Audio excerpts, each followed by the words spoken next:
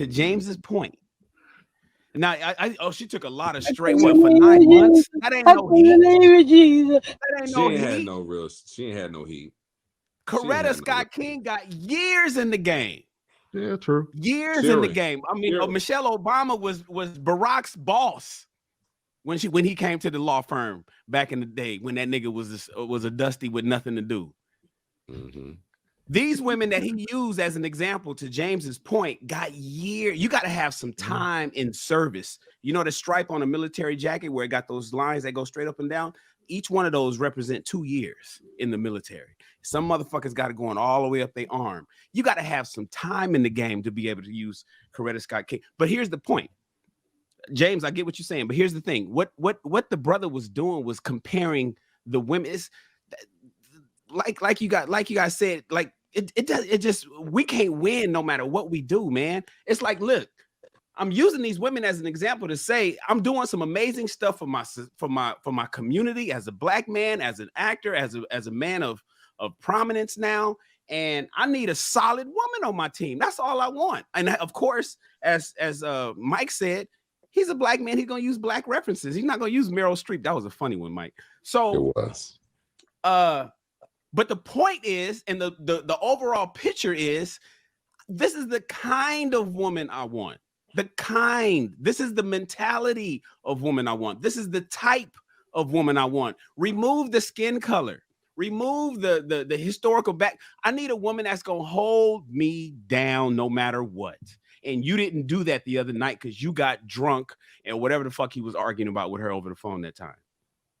Now, again, back to what James is saying, he's attributing those attributes to somebody he's been fucking for 9 months.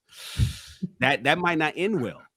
You know, that might not, as we say, that might not age well. So you brothers, you got to be careful as to who you give accolades to, simply because when you down low, somebody's there, because it's during the hard times that matters. And as James said, the woman that you're giving that attribute to right now, straight up just was like, I'm not happy, and left the whole perfect husband as far as black women is concerned.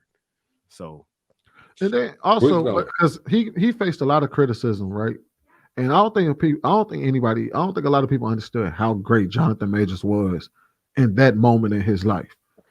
He was, he was next up. He was next up. He was legitimately next up. They were putting him in a category of damn near the next Denzel Washington as far as black actors. He was from Lovecraft Country, whatever the hell that movie was. That nigga had an army contract. He had an army contract to represent what a soldier should look like. Can you imagine that? Yeah, Civil War face. That's why. Like he was next. Period piece. So when he said, because a lot of people, how dare he say he was a great man? Like, no, in that period of time, he was moving. And he had every right to consider himself great because he wasn't the one calling himself great. We were. Us as the people were calling him the next great thing in black acting.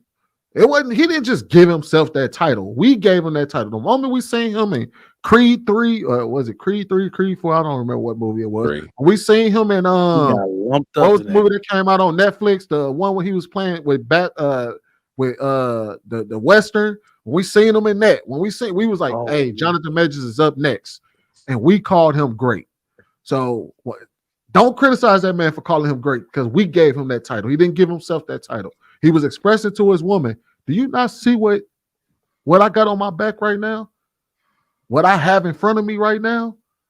I need you to rock with me the way you're supposed to. And the fact that she recorded that and used that against him in court, that woman ain't shit. She ain't worth a damn. And honestly, man. Yes, Sweeney, he was definitely next up. I mean, when we talking next up, I mean, he was moving in record time. When he hitting blockbuster after blockbuster after blockbuster. I mean, hell, he had a contract with Marvel through 2026, 2027, something like that. And he's supposed to be the villain in every damn movie going forward with his variant. And all through the Marvel universe, he's the bad guy in all the good guys movies. Like, that is crazy. And then they terminated that shit because of this video that him removing her from his car, you know, when she's running him down, like it's a hot ass mess. But for what James was saying and what Shan was saying, y'all gotta understand how Hollywood works, like how this thing really, really works. And Shan knows where I'm going with this when it comes to when you have an arrangement. I mean, it's got to be mutually beneficial. Okay. So Megan Good slides in to help him with his white girl image that he's got next to him, this whole problem right here. She comes in just in time to help reel in the rest of the Black female audience that he's somewhat missing because of him having a white woman by his side all the time. So he can get more Black female support, because everything's being marketed to Black women nowadays anyway. And that's where the money is as well too. Yep. The other thing too is that for her, she needed an image cleanup as well from her divorce with her husband, because we all have heard things and seen things about her career and her life, you know, and then you see her in Harlem and, you know, being depicted to, you know, eating booty hole and different things like that, you know, on that show. So, y'all remember it's one of the first couple episodes of Harlem from season 1.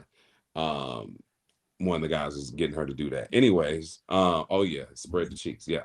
So, her image needs to be cleaned up as well too, because how you go from a man who, you know, was working in Hollywood, who's an executive in Hollywood, and then also he's like a pastor. He's like, oh, he's writing books and talking about the word all the time. How do you leave a man like that? How does that not work out if you there's some other stuff going on with you, something ain't right with you, you know, because he's not the type to just divorce you for no reason. He's not the type, he don't even believe in divorce. So it had to be something real serious for that to even happen. So she needed some rehabbing of her image. And on the other side too, you know, you were talking about, you know, coaching up a woman and that kind of stuff. She in her mid mid 40s. You ain't coaching up a woman too much more. She's already setting her ways. She's gonna be who she's gonna be. So he was playing up to the camera when he was like comparing her to Coretta and this and that and Michelle Obama, even though it's only been 9 months. And she ain't never been that type of person. Let's just say that. She ain't never been looked in the lights or the eyes of Coretta Scott King or on the level of a Michelle Obama or some of the classiest, most successful and most Black women that's been holding their brothers down, their husbands down.